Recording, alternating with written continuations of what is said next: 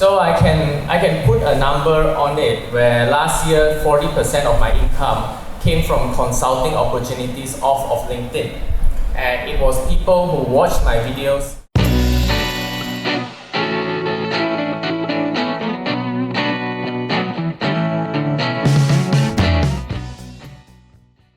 So he is probably one of the most hardworking person that I know of.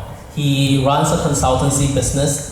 On top of that, like marketing consultancy, or is it an agency or is this just a consultancy? Just a consultancy, just okay, myself. so consultancy, right?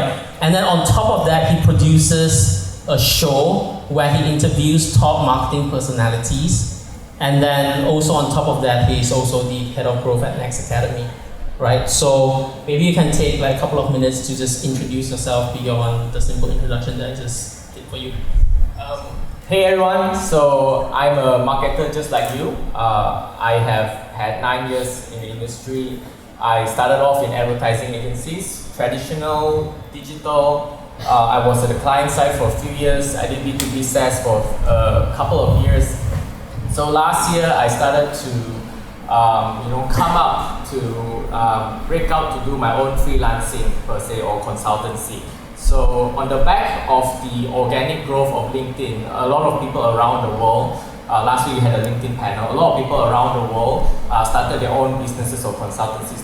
That's what I did as well. So since last year, today is sort of the 1 year anniversary. Since last year I've successfully started my own consultancy, and also I am working in a capacity with Next Academy in terms of their marketing. So I have a few roles to play. And from B2C, B2B, to many other clients, I don't have an industry. So I call myself a growth marketer.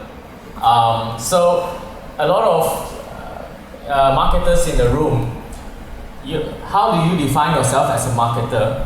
A growth marketer is a very distinct thing where if you are head of growth, or you are some sort of head of growth like Kajun, how you define yourself as a growth marketer is you look for the growth opportunities in the brand or business. So that's how you define yourself. I didn't define myself as a Facebook ads expert or Google ads expert. So as currently I am a growth marketer. I also instruct at Next Academy. So a lot of things that I do, so you can catch up with me later after this, and then I'll talk to you more as well. Okay, cool. So when we sat down preparing for this interview, so I started doing a lot of pre-interviews, trying to make this more professional as well, so there's no surprises. So when we sat down, I think last week, to just talk about the things that you want to talk about, you mentioned that marketers in general, like all of us here, should start thinking borderless and having a worldwide view to things, right? And can you just expand on the idea of that a little bit? Yeah, I will, definitely will. But first I want to understand the room. So how many of you plan to be consultants or own your own marketing company or agency? How many in the room? So about 10, I can say. Great stuff. We should talk later. We can all collaborate. Wow, good, Noel, good. So, great as well. So, why I want to first establish that is you can think borderless when it comes to being a consultant. The same strategies that Wayne will teach next month applies for any market in the world. Wayne is doing advertising and marketing for the US market, for markets around the world, including Malaysia. Kayong there, who is the head of growth of Keyword 2.0, he's doing marketing around the world. When I do marketing for Next Academy as well, we are doing marketing for Southeast Asia plus the world. So all your learnings when it comes to Facebook, Google, or website optimization or conversion applies everywhere in the world except China. Except China. That's also. So when you are a consultant or you own an agency, you don't have to limit yourself to the local market. You can always get out there and get your name out there, and you can get clients anywhere in the world. So that's okay. And so last week we had the LinkedIn panel, and one of the remarkable questions that we got from the floor is that how do you make money, right? So I know like whenever we always talk about like content creation and personal branding, like the question will always come up like, how do you make money out of this? Because you're always talking about like going viral and like this is a natural response to this, like these kind of topics, right? So to maybe give yourself some credibility, what kind of doors or what kind of avenues that you've gotten out of creating content and being really active on LinkedIn and also having your show? So I can put a number on it where last year 40% of my income came from consulting opportunities off of LinkedIn. And it was people who watched my videos. So okay, backtrack a bit. I do this Bob Lowe show where I interview marketers around the world. I talk to people like I really want to talk to, like Hayong. I really want to learn keyword research and SEO from him, and I'll eventually talk to Wayne as well to learn all the stuff that he knows. So I do not limit myself to even the experts in KL. 2 days from now, I will be talking to Guy Kawasaki, who is the evangelist for Apple. You know, last month I talked to Rand Fishkin, who is the founder of Mars.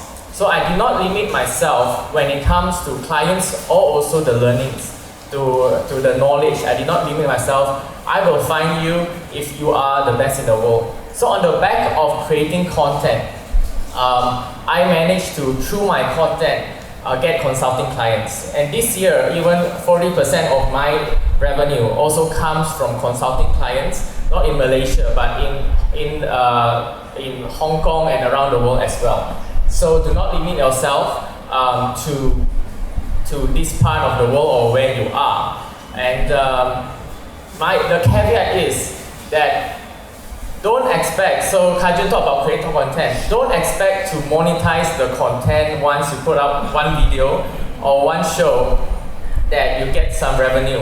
Of course you may, it might happen, but you play the long game. So a lot of clients that came to me or inquired about my services, they actually said, I saw your video months ago.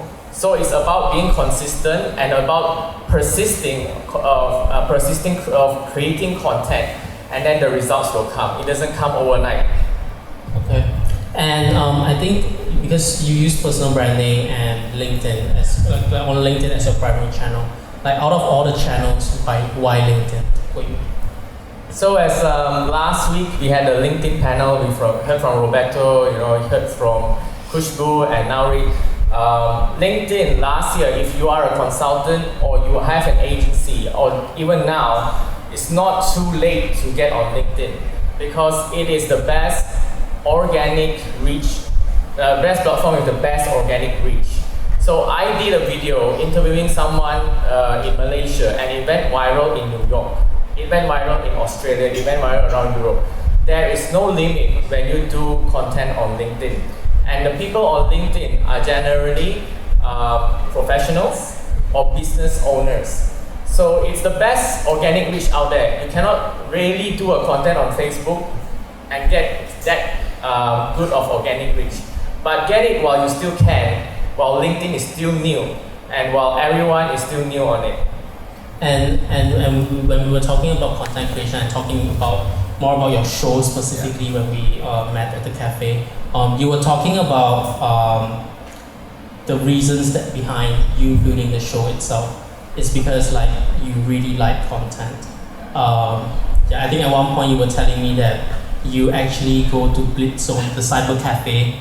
You will play games and listen to podcasts. Can you just tell us more about that? Because it came out as something super weird for me because I would never game and then listen to podcasts at the same time. Yeah, I have this habit of learning. So if tonight or tomorrow night you go to Blitz Zone, you actually meet me there playing games and listening to podcasts. I have this habit of learning that on the way here in my Grab, I was learning as well. So I love listening to marketing podcasts. There are a lot of great marketing podcasts out there, from the Sharks perspective to things that are like the Mind Valley podcast to, there's this Jordan Harbinger show, my favorite show.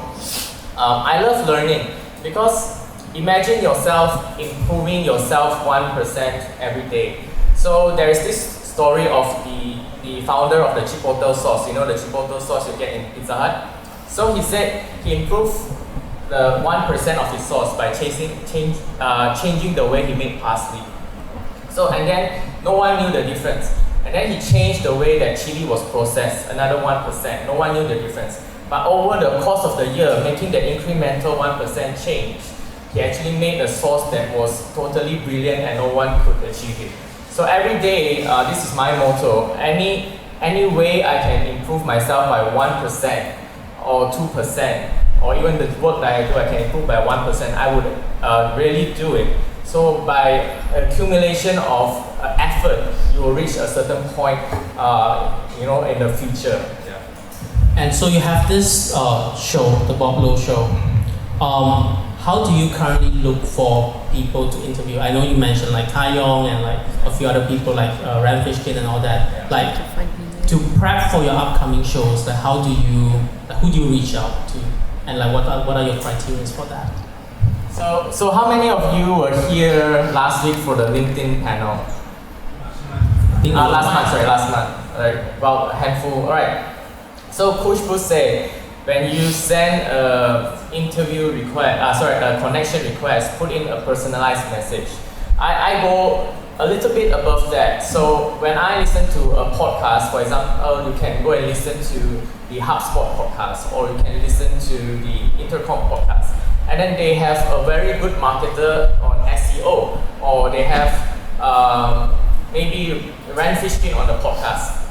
What you can do is when you message Ran Fishkin to connect with Ran Fishkin, or any influencer out there, you personalize your message. Hey, Wayne, I really love your interview on this podcast. What you said about SEO really resonated with me, and I'm going to try it out. I would love to be part of your LinkedIn network. And those connection requests, the acceptance rate is damn high, it's 80%. And then you kick off with that. They will say, thank you for listening, thank you for engaging with my content. Or you can, even if they are content creator, I love your video about LinkedIn videos. When you personalize your invite, it sets things off very well. So when they get a connection request, they might just reply, thank you very much, and then they will accept your connection request. This works with all the top marketers in the world, top marketers. So how I get to interview them is, I actually reach out with a purpose. So I think I told Wayne, so I think Kajun reached out to influencers as well. So when you reach out to an influencer to do a podcast interview or to do a marketing video, what you actually need to tell them is your purpose. I always say I want to educate the marketers on LinkedIn, or I want to educate the marketers on the marketers meetup. So based on your purpose, they will actually agree to your interview. No influencer or no marketing guru, no famous person has said how many views you get or how many subscribers you have. Of course, that's important, but they never ask that if you have a good purpose. And one of the things that you told me was also like, you told them that you want to kind of make them famous in this part of the world. So just now, Kajun and Wayne had a question, right? So who wants to create content? Who wants to be famous? This is the best time to create your own show or your own podcast. It's still new. It's still very new. There are not many podcasts in Malaysia or even Asia yet. So when I reach out to Guy Kawasaki, who is like a keynote speaker, worked with Steve Jobs, now is the evangelist for Canva. If you reach out to somebody like that, my leverage is, I said I want to promote your book here in Asia. I want to promote your content here in Asia. I want to reach out to the people. That is my hook. But even without that hook, I think it would work. But that is your leverage with the current market right now. So get out there and create your own show, create your own podcast. It's still new. So yeah, that's the angle. I think most people in the room will steal that hook now. Yeah. Now that you share it. And so what was interesting to me is that this interview show that you have, for those of you who haven't watched the show or haven't had a chance to watch it, just go add Bob on LinkedIn and then you will start seeing all these very, very interesting videos coming up. So what really interests me about the show, or what I find fascinating about this, is that you are interviewing people, right? How would that in turn build your authority as an expert? Because they are obviously getting the spotlight, you are shining the spotlight on them, you're trying to learn from them. How would that in turn get you clients? Like, you are just an interviewer, you are like on DVD, you are interviewing someone. How does that run in your head? Yeah, so it's more like a collaboration or co-branding. So just now Kajun talked about working with micro-influencers. So I actually don't really mind the person if I interview if they don't have much of a following, as long as they are really good at what they do. So I started off doing a lot of content by talking to the camera like this. Hey, you should do Facebook ads, and you should try lookalike audience. This is how you optimize your Facebook ads. And after a while, I got really tired. I was like, yeah, I'm a bit tired of talking about myself. But what if I could bring on someone like Wayne and talk about Facebook ads? And since I am an expert in whatever we're going to talk about, I'm also a marketer. So Kajun said, find your niche. Mine is marketing is my niche, right? You can even go even more niche, like B2B. You can even go even more niche, like copywriting. You can even go more niche, like just paid ads or whatever, or SEO, that niche.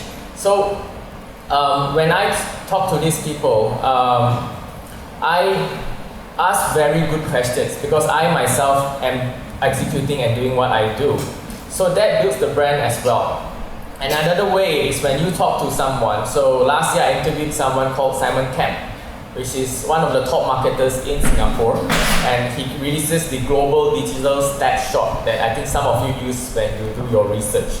So when I talk to a person like this, it builds that credibility that, hey, if my potential client looks up to him and I'm talking to him, it sort of builds my credibility as well. So that's how you build yourself up. That happens with the Mind Ready podcast as well, right? So Vishen, who is the Mind Ready podcast host, talks to different gurus around the world, and then that builds his brand as well. So that's how Oprah Winfrey built her brand as well. So by talking to experts, it doesn't diminish your brand.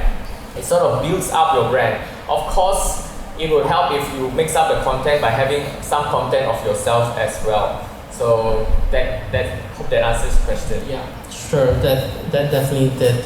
And so you have a consultancy business that basically is your basic, that's your main source of revenue, kind of. And then you also have this show. How much effort do you put into the show? And how do you, all of us have 24 hours, how are you able to do so many things? Whereas I think some of us in the room would be tired and just want to go to bed after we ended our work day. How are you able to do that? Do you have any tips for us? If you really want to create your own content, it's going to take a lot of time. After a few rounds of practice, you'll find the most efficient way to do things. You will find the most efficient way to do subtitles. You'll find the most efficient way to do edits. After a certain amount of practice, now when I invite people for my interviews, it has to be on the month that is very empty. Then I will batch invite people for interviews. So I will invite 5 people in a go, and 4 or 3 of them will say yes. So that amount of time spending to invite people is an amount of time. So you batch stuff. So I also spend an amount of time. If you watch my content, there's a lot of short content. So that's also another amount of time that I take to edit or take to decipher my videos. So do it in batches, have a process, and when you create content, it's a lot of fun. I enjoy creating content because that's what I enjoy consuming as well. And I do sometimes also listen to my own podcast because I still remember talking to this guest about this thing. So I especially if you are your own boss or you are or your own freelancer or you are your own consultant. You have no limits when it comes to work. I don't want to tell you how to manage your time, but I do plan things ahead, 5 days in ahead. But you could do that or something similar as well. So manage your time, and if it doesn't, manage your time and find ways to create your content in a more efficient way. When I used to shoot my own videos, I just went to some park and did 5 videos in a go, edit them in a go and publish them, have a schedule to publish them. It's exactly like creating content for your client.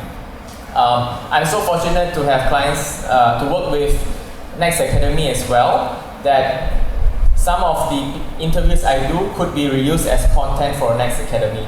So find ways, if you like doing content, maybe you could ask your client, hey, you know, I'm doing this sort of content, do you want to lash on it as well? So that's a very subtle and nuanced thing you can do, and it takes a lot of negotiation. So prioritize what you do and create content. Yeah. So what I realized about you as a person is that you are very good with people. Like when we met at the cafe, you literally know every single person at the cafe. I don't know how you do that, but you were able to say like, Francis, bring me that cup of water, or Jack, bring me that menu, or like Daisy, please fill up Wayne's cup. Like, I don't know how you do that, and I think that's a innate talent that you have. How much, and also just to share with the room, like you actually got the opportunity to meet Gary Vee when he was here last week, right? So how much of that would you attribute it to your networking skills or like your people skills? And how, like, I guess what I'm saying is that like you have, so a lot of people are doing LinkedIn, right? Yeah. But you somehow connected that with offline, and you just naturally go with people like yeah. Try to make us like... great question, really great question. Originally, I told Wayne, I want to come up here and not talk about consulting, not talk about creating content. I just want to talk about networking. Yeah. You can go to my favorite bar in KL, you can go to my favorite cafe in KL, or you can even go to a cafe with me in Bangkok. I will know the server's name if I've been there a few times. The reason why I do interviews, besides creating content for consultancy, is to create that connection as well. So imagine when I interviewed, for example, a marketer in Europe. I've interviewed a couple of people in Europe. I've interviewed someone in Boston. You spend that 1 hour of time connecting with someone, talking, doing research, talking and asking great questions. And after that interview, you go on LinkedIn, you distribute the content, on podcasts, you build that relationship with someone. It's sort of building relationships at scale. So why do an interview? First, you tap into their audience. So whoever that influencer is, you tap into their audience. Secondly, you build that real relationship with that influencer as well. So when I went to Melbourne last year, because of my content and the people I interviewed on LinkedIn, there were people meeting me in Melbourne for an event, and then we went for drinks as well. I could mostly do that in many parts of the world. Because on LinkedIn or the real world, it's basically about building connections. And how you build connections is not, Gary Vee says patience, you know, about playing the long game. You really have to play the long game. Today you know Kayong, you don't ask Kayong for money today. But you know Kayong, you give Kayong value. Every time Kayong posts something or Kayong does a Chrome extension, give him value, you know, install the Chrome extension, give him feedback. Build that connection, and then one day, if you want to interview Kayong, by all means, or you want to ask Kayong for some advice after you for money. Yeah, or for money. You know, after you build that long-term relationship. So that's how I get to interview. There are 2 ways I get to interview people. One is the cold email that I talked about just now. Secondly, how I get to interview people is I really play the long game. I will go and comment on all their content. I will say, hey, great video. And then I will message them as well. I built that long relationship before I even go for the ask. So it's like Jack, right hook, right? So I will build that long relationship without the intent of getting anything out of it, just by giving value. So give value, build that network, and aim for the long run. You don't know one day all these relationships or network will pay off or never, but you build that value there. How do you find out what kind of questions to ask to build that relationship? Because I'm sure, like you said, there are not many interview shows out there, but there are also many. Like, why would someone feel special after your interview with them? And how do you come up with the questions or the right questions to ask? Okay, I have this thing where people I interview, I have this QC or this thing where I need to see them creating content. You can see maybe the head of marketing of, let's say, AirAsia, or the head of marketing of Gojek or whatever. If they are very good at what they do, but they are not creating content, there is a low chance of them getting interviewed.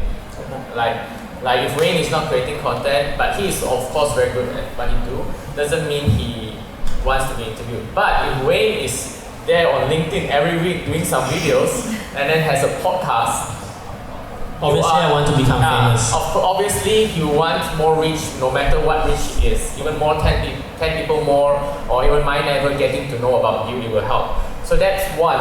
When I reach out to people, I will see what they are doing. So how do I come up with the best questions? Is I will look through, actually when people go for an interview, I'll tell them the long process. So first, if I want to interview a top marketing person, I will watch their keynotes. I will watch how other people interview them. There might be a lot of interviews. After that, if they have books, I will read their books and consume the books. Thirdly, I will go through their postings. So if they have a latest post or a blog, go through that, because that is what they are currently thinking of. That is what is the current trend. So when you go through all three, so even like 3 days or 2 days before I do an interview, I already have the questions. And 1 hour before the interview, I'll sit down with the questions and cut out all those that don't provide any value. So when you go and interview, you do an introduction of the guests, like I sometimes do on my show. They know the amount of research that you've done, and you'll get. But I'm very happy whenever an interviewee says to me, "Great question." So that is the goal that I So that's your KPI. Yeah, that's he say great question. So how you get to a great question is by research and asking questions that other interviewers haven't asked. Okay, cool. That's basically it from me. What we're gonna do now is to take questions from the floor, and then because you pretty much know all my questions already. So anybody here has a question for Bob? No? Is there a hand somewhere? Oh.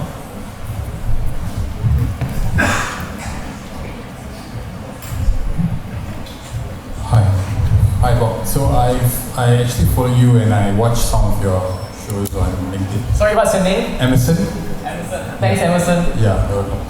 So earlier you mentioned that this cold messaging and all that, right? That you message someone like in case you want to add them and all that, right? So at this point of time, what I do is I work for an organization, and typically our business is B2B. So B2B. So we reach out to like other corporations, and I'm in the blockchain space. So what I would like to know is specifically in this niche, right? Because Kayong was saying about niche, and you mentioned about marketing as well.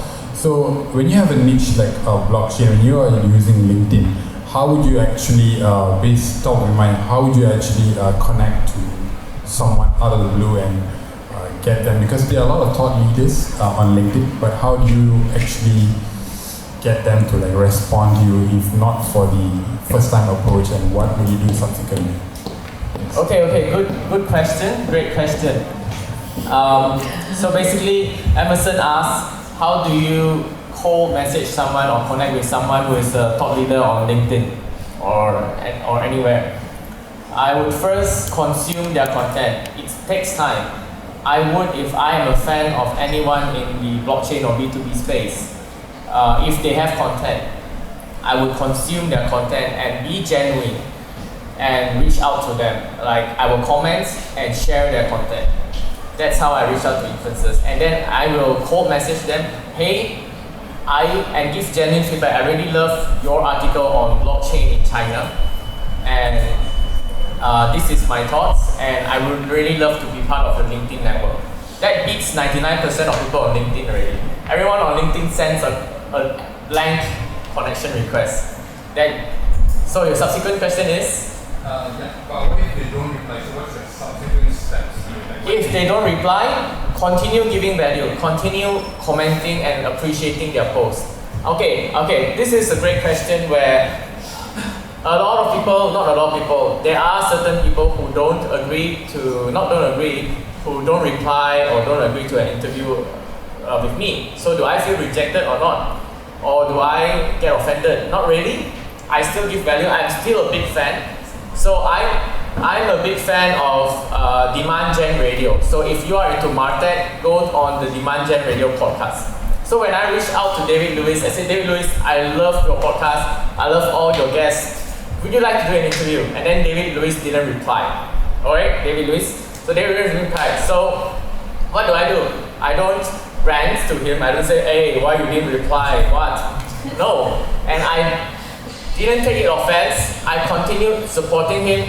Every time he posted the content, continued listening to the podcast. Maybe someday he will be on my show, agree for an interview. But don't give up if they don't reply to you or don't agree to your connection request. Continue building that. A normal human being would eventually see, notice and remember you, but it takes time. So, but the strategy is there. The strategy is always the long game and building that relationship. If you apply that strategy, it will work most of the time, and in the long run, it will pay off. Do we have another question for Bob? Okay, I'm coming. Go all the way to the end. Hi Bob. Hi. Wei Tong here. Hi, Tong. So I have a question for you. For example, when you are creating the content for your show, right, the Bob Low Show, what is the greatest challenge that you face right now, currently, and what are you doing to address it? Okay. Yeah. A great question. My greatest challenge, I think, relating back to what Kajun was talking about just now, is to get more reach for my videos that I put out. That is always the greatest challenge as a content creator. It's not creating the content, it's distributing, and you all ask questions, how to make it viral. I don't have a secret to this. I talk to other LinkedIn creators on LinkedIn. I talked to a guy called Richard Moore who is from London. And he is a top LinkedIn creator, has a big community. Actually, the secret is creating that one-on-one connection. The secret is not, content is not king. Community is king. When you build a community or build that one-on-one relationship with all your followers, when you post any content, you don't even have to tag them, you don't even have to email them, they will organically get on your content. So my greatest challenge is reach for my content, and how I do that is by building a community. So I hope that answered your question. More questions for Bob?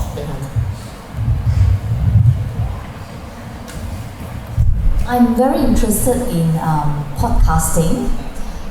Could you share what sort of equipments would be needed? How long a script? And if you are not good at speaking in front of the camera, what can you do? Oh, that's an amazing question. So I have to go down to level 0 first. So at level 0, how I started was, I might even send you, if you comment on me, I might even send you my first video. My first video was literally with a selfie stick and my headphone, and I just like ask people for advice. That's my first video. My audio equipment for the longest time was my headphone, until my video editor complained, and then I had to upgrade to a lapel mic a bit lah. So I'm still looking for ways to upgrade, but it's the best time to create content because everyone's mobile phone right now is your media device. If you're worried about not having good content, that's where interviewing people helps, because then you don't have to come up with 5 points for Facebook ads. You interview Bing, and he'll tell you 5 points about Facebook ads. And just start out, if you want to do voice, just start out recording the audio on your headphone, and then you could use Anchor or any platform to distribute your podcast. So podcasts are good. The challenge about podcasts, the main challenge that just now he asked me is the distribution. So getting the content, creating the content is not hard, it's the distribution that's hard. So use whatever you can, don't worry about the quality. You know, as Kanjun said, your community, your audience is more important. So it doesn't matter if you don't have charisma, it doesn't matter if you don't talk very well. It's more about what value you want to give to your audience. So if I create this content today and it gives value to someone learns something, I'm happy already. Can be 5 people watching, can be 10 people watching. So to be honest, my YouTube channel only has 41 subscribers. And only the highest view is 100 views. But all these viewers and subscribers are business owners and became my clients and gave me money. That's more important, right? So it doesn't matter, you can have one audience, that audience can be Bill Gates, and then tomorrow he give you money. So it doesn't matter if your audience is 5 of your closest friends and you reach out to them and you give them value. Just continue creating content. Your goal is not to have 1 million followers. Your goal is not to have a huge community.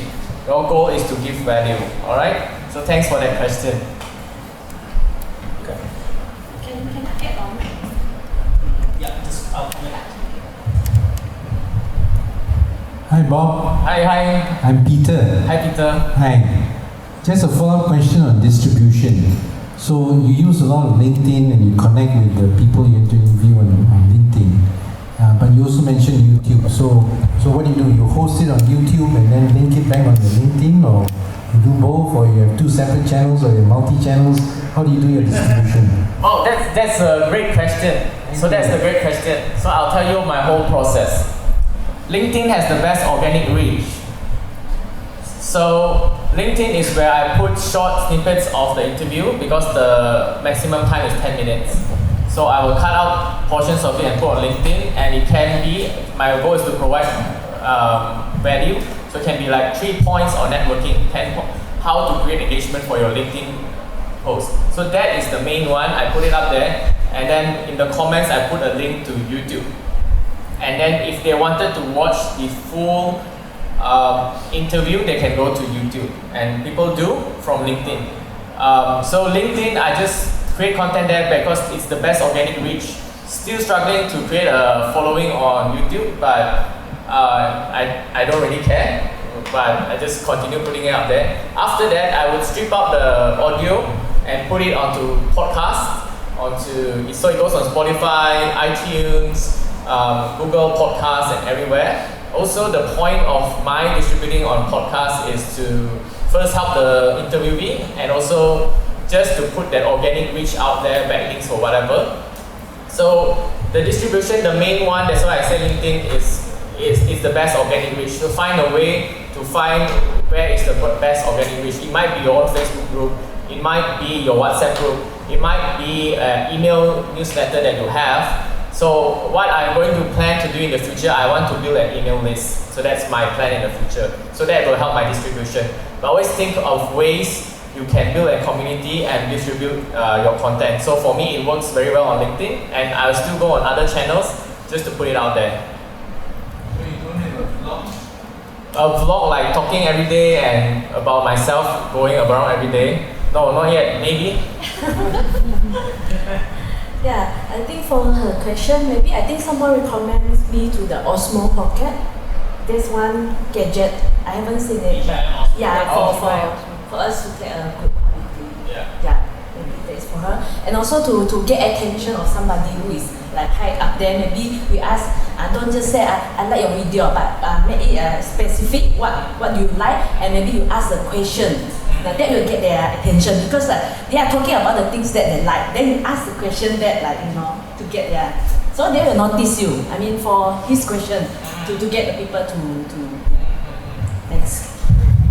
Any names who wants to ask a question so we can challenge? challenge Pop's memory. Hey Bob. Hi Ben. Hi. So I wanted to ask something regarding LinkedIn in general. From your experience, what is the reach like when you compare text-only posts, text with images, and text with video? Is there a reason why you landed on video specifically? Because the reach is more effective, or is it more persuasive? Oh, that's a good question as well. Images works well. Video also works well. Generally, I have some very good performing images posts as well. Text also is good once you get the engagement there. So the top influencers on LinkedIn, like the gods, like the million followers, do a lot of text instead of video. I like doing video because it's sort of like doing a webinar. When someone watches your video for 4 minutes, they are super engaged and might be your client. So that's why I do video. Text works as well, but the insight here I'll give you is articles. So when you put out articles, you still get engagement 3 months, 6 months away. So articles, the longevity of a LinkedIn article, I think Maverick Fu will tell you as well, is damn good. So that's where you get your reach, and that's where you get a longevity of content. Videos and text, after 24 hours, nobody can see it, but articles will stay there forever.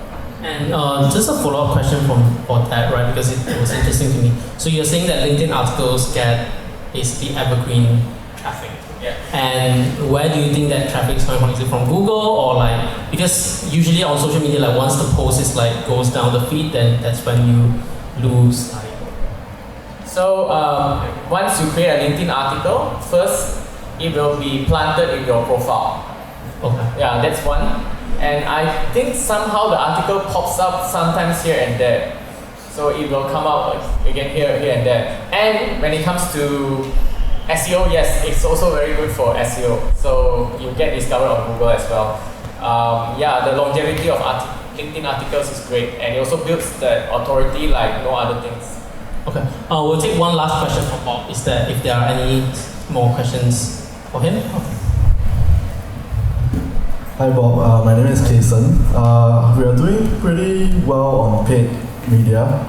We are spending quite a bit and getting ROI pretty much a few days later, and I love consuming content myself. I love producing content, but I cannot justify why I should spend my time doing it, because I do want to do it, it's just that I feel like it's not the most important thing. You get what I mean? It's like, I do understand that there's so much to get in the long term, and now is one of the best time to do it, but same thing pretty much applies to paid media as well. So I'm thinking, like, what's your take on like paid versus organic? Actually, I like to tackle your previous question versus the paid versus organic as well. So why create content? That's a good, amazing question. What business do you do, Jason? Sell courses? Sorry? E-commerce. All right, e-commerce. So there are certain influencers out there that only create 5 content per year but have millions of subscribers, and he is a marketer. So if you go to Backlinko's YouTube, he only does 5 videos per year, but it's damn high quality videos. If you like, people in the SEO world will know Backlinko. So you go to a YouTube channel, you search on YouTube called Backlinko. He only has 5 videos per year, but has more subscribers than Neil Patel. And Neil Patel does videos every day. So why create content? Of course, if you're e-commerce, you create enough content to run ads. That's basically it. You don't need to create content anymore. But this is talking back when I teach at Next Academy, the product launch bootcamp. I always tell my students, you need to build brand. Once you build brand, it's easier to convert. So certain things like you will not search for cloud storage space service anymore, right? You search for Dropbox. So once you reach a point where your brand is the search term, when you reach your brand is Grab, you don't say I want to get on the ride sharing service. No one says that anymore. I want to Grab, go to Bangsa. Once you reach a point to be the go-to person, or your brand reaches a point where you're the authority. So Neil Patel creates content every day and spends a lot of money on content. Why? Because he wants to be associated with online marketing. So once you reach that point, conversions will be very easy. So that's why you need to create content, but you don't have to if you don't want to. You still can do your conversions, but cost might go up. So when you have a good brand, I think Wayne will tell you as well, once you have a good brand, it's very easy to convert. So what's the second question again? Why create content and Paid organic. paid versus organic? LinkedIn is free, so that's why I use it. If you want to spend money, I don't spend money on Facebook because I don't think it's my target audience, cannot get consulting services from there. But I do spend money, I do sometimes hire an editor. If I could accelerate my content, I would. If I could do targeting, I would, but not at this moment. But paid is a good consideration to make. Let's talk after, like we spend significant sum of on advertising, but at the same time we also produce a ton of content as well, and they definitely complement each other. So if you want some insights, we can always jam right after this about that. Okay, cool. If people want to reach out to you, what is the best way to do that? I don't have a name card, so just follow me and connect with me on LinkedIn. Send a personalized message. Hey, I saw your talk at Marketers Meetup. I love your point is, don't need to ask the question now. I said, you just send a request. I will accept it generally. Follow me on LinkedIn, and my show is on YouTube, Spotify, wherever. Most importantly, not about following my content. Let's build a real connection. You never know. I might might collaborate with you in terms of business. I might, if you need any connections from me to get to know any marketers, any advice, or if you need any help on anything or any questions, you can still reach out to me. So let's provide value to each other. Imagine I know Wayne, and Wayne has 1,000 people that can provide value to you. This room has about 70 people. These 70 people are very valuable to you as well. Okay. Cool. Let's give it up for Bob.